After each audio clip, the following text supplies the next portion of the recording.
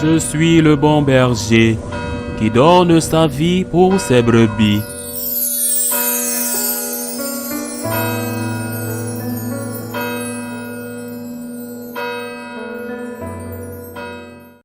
Il arriva que Jésus, en un certain lieu, était en prière. Quand il eut terminé, un de ses disciples lui demanda, « Seigneur, apprends-nous à prier, comme Jean le Baptiste, lui aussi, l'a appris à ses disciples. » Il leur répondit, « Quand vous priez, dites, « Père, que ton nom soit sanctifié, que ton règne vienne. Donne-nous le pain dont nous avons besoin pour chaque jour. Pardonne-nous nos péchés, car nous-mêmes nous pardonnons aussi à tous ceux qui ont des torts envers nous. Et ne nous laisse pas entrer en tentation. » Jésus leur dit encore, « Imaginez que l'un de vous ait un ami et aille le trouver au milieu de la nuit pour lui demander, « Mon ami, prête-moi 3 pains, car un de mes amis est arrivé de voyage chez moi et je n'ai rien à lui offrir. » Et si, de l'intérieur, l'autre lui répond, « Ne viens pas m'importuner, la porte est déjà fermée, mes enfants et moi, nous sommes couchés, je ne puis pas me lever pour te donner quelque chose. » Eh bien, je vous le dis, même s'il ne se lève pas pour donner par amitié, il se lèvera à cause du sans-gêne de cet ami et il lui donnera tout ce qu'il lui faut. Moi, je vous le dis, demandez, on vous donnera, cherchez, vous trouverez, frappez, on vous ouvrira. En effet, quiconque demande reçoit, qui cherche trouve, à qui frappe, on ouvrira. Quel père parmi vous, quand son fils lui demande un poisson, lui donnera un serpent au lieu du poisson? Ou lui donnera un scorpion quand il demande un œuf? Si donc vous, qui êtes mauvais, vous savez donner de bonnes choses à vos enfants, combien plus le Père du ciel donnera-t-il l'Esprit Saint à ceux qui le lui demandent? Acclamons la parole de Dieu. Aujourd'hui, nous avons 2 thèmes très importants dans l'Évangile. Premièrement, le Seigneur nous enseigne à prier le Notre Père. La version de Luc, de Saint Luc, diffère légèrement de celle de Saint Matthieu, car elle conclut le Notre Père par « et ne nous laisse pas entrer en tentation », tandis que l'autre version dit « délivre-nous du mal ». Nous savons que c'est bien possible qu'il y ait cette différence, parce que la première chose qui a été faite n'était pas écrire, mais de prêcher, ce qu'a ordonné le Seigneur. Aller et prêcher. Et peu de temps après, lorsque les persécutions commencent, alors que les apôtres étaient déjà en déclin, ils comprirent qu'il était nécessaire d'écrire pour que les enseignements puissent subsister et que les générations futures sachent comment la parole de Dieu a été transmise. La première transmission fut orale. Ces gens, à l'époque, étaient très intelligents et mémorisaient très rapidement. Mais avec le temps, ils ont compris l'importance de l'écriture et donc ont mis par écrit tout ce qui s'est produit. Et ce sont ces personnes qui ont été des témoins de la vie du Christ, des témoins de la résurrection de notre Seigneur Jésus-Christ. Nous n'avons aucun doute là-dessus. Il existait des règles de mémotechnique qui permettaient de tout transmettre sans oublier. Or, lorsque les premiers témoins commencèrent à décliner, c'est là que l'écriture commença. Le premier évangile, très certainement celui de Saint Matthieu, fut peut-être écrit vers l'an 50. Nous parlons donc de seulement 20 ans après la mort de Jésus, alors qu'il existait encore de nombreux témoins vivants de ce qui se passait, ou de ce qui s'est passé, de ce qui s'était passé. Quoi qu'il en soit, les Actes des Apôtres ont sans doute été écrits avant la mort de Saint Paul, survenu entre l'an 64 et l'an 65 jusqu'à l'an 69. Il n'y a pas de chiffre exact pendant la persécution de Néron. Demandez et l'on vous donnera, dit Jésus. Demandez et l'on vous donnera, chers frères et sœurs. Quelle parole pleine d'espoir. Demandez, l'on vous donnera. Frappez, on vous ouvrira. Qui cherche, trouvera. Le Seigneur donne 2 beaux exemples que chacun peut comprendre. Notre Seigneur dit, « Imaginez que l'un de vous ait un ami qui aille le trouver au milieu de la nuit pour lui demander, « Mon ami, prête-moi 3 pains, car un de mes amis est arrivé de voyage chez moi et je n'ai rien à lui offrir. » Et si de l'intérieur l'autre lui répond, « Ne viens pas m'importuner, la porte est déjà fermée, mes enfants et moi nous sommes couchés, je ne puis à me lever pour te donner quelque chose. » eh bien je vous le dis, même s'il ne se lève pas pour lui donner par amitié, il se lèvera à cause du sang-gêne de cet ami et lui donnera tout ce qu'il faut. Quiconque demande reçoit. Quel père parmi vous, quand son fils lui demande du poisson, lui donnera-t-il un serpent au lieu du poisson? Ou lui donnera un scorpion quand il lui demande un œuf? Si donc vous, qui êtes mauvais, vous savez donner de bonnes choses à vos enfants, combien de plus le Père du ciel donnera-t-il l'Esprit Saint à ceux qui le lui demandent? De très belles paroles, chers frères et sœurs, des paroles remplies d'espoir, pleines d'espoir. Le Seigneur nous a donné l'exemple de cet ami. Mais quelles sont les conditions requises pour demander et être entendu? La première condition est la confiance. Le Seigneur l'a dit à maintes reprises. As-tu la foi? Ou est-ce juste? Tu as la foi au moment de demander. As-tu vraiment la foi? Tout est possible à celui qui a la foi, dit Jésus. Celui qui demandait un miracle peut répondre. Seigneur, j'ai la foi, mais j'ai une petite foi.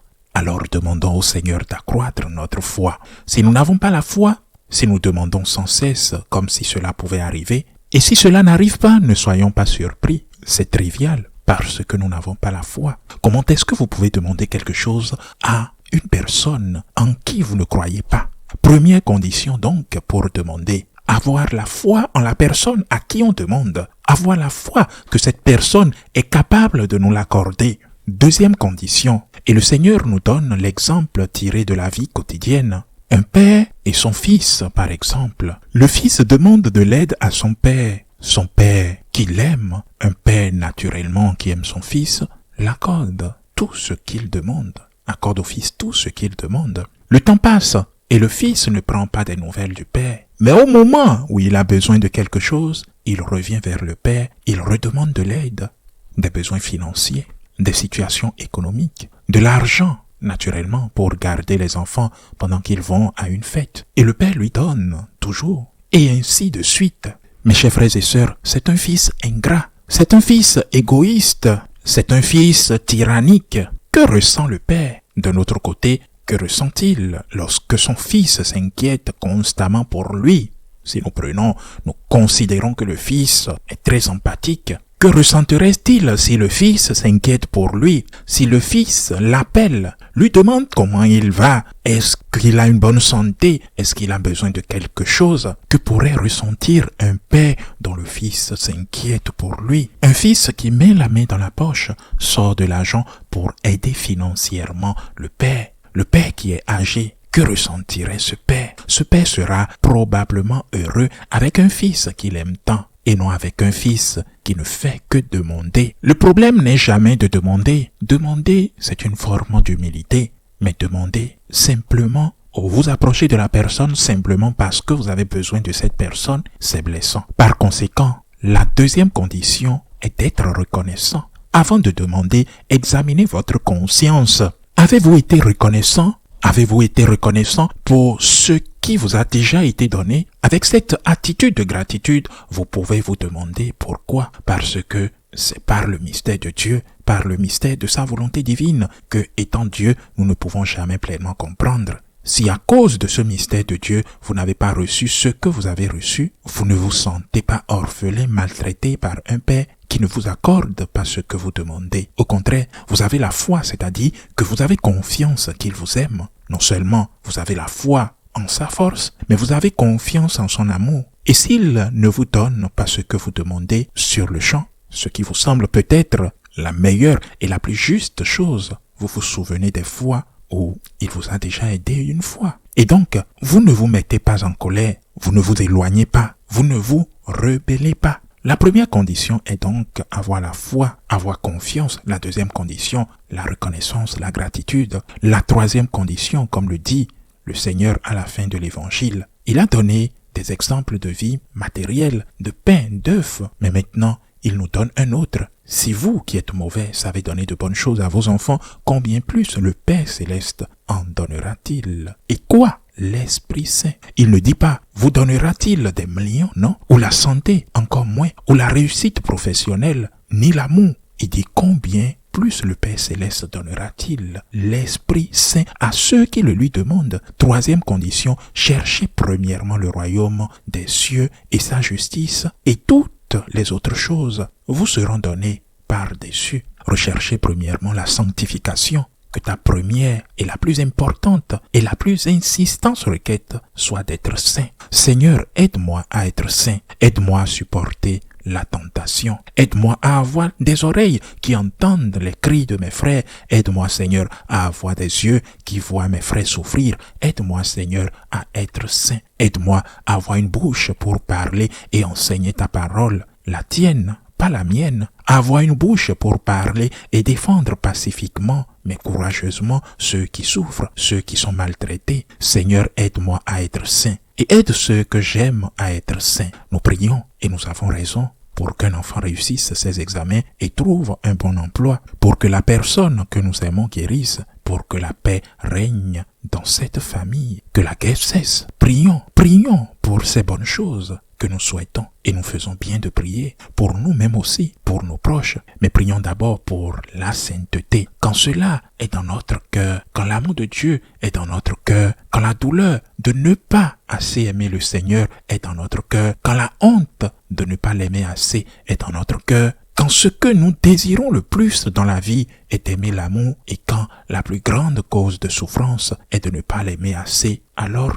tout devient parfait. Vous avez foi et confiance. Vous êtes reconnaissant. Ce qui compte le plus pour vous et vos proches, c'est la sainteté. Ne l'oubliez pas, chers frères et sœurs. Demandez et l'on vous donnera. Seigneur, aide-moi à être saint. C'est ce que nous devrons demander. Seigneur, pardonne mes péchés. Aide-moi, Seigneur, car j'ai besoin de toi, car je ne peux pas me passer de toi. Aide-moi, Seigneur. Aide mon fils. Aide mon ami. Aide mon frère. Et puis, Seigneur, s'il est possible que cette personne guérisse, ou que je sois moi-même guéri, Seigneur, s'il est possible, si c'est ta volonté, s'il est bon que cette personne réussisse, demande et tu recevras. C'est notre Père Céleste qui nous le dit. Demandez et l'on vous donnera. Demandez avec foi et confiance, c'est-à-dire avec humilité, sans exiger. Demandez et soyez reconnaissants. Soyez reconnaissants pour ce qui vous a déjà été donné. Demandez avant tout l'union avec Dieu, un amour ardent pour lui. Demandez que nos cœurs brûlent d'amour pour le cœur de Jésus, et tout le reste nous sera donné. Ainsi soit-il.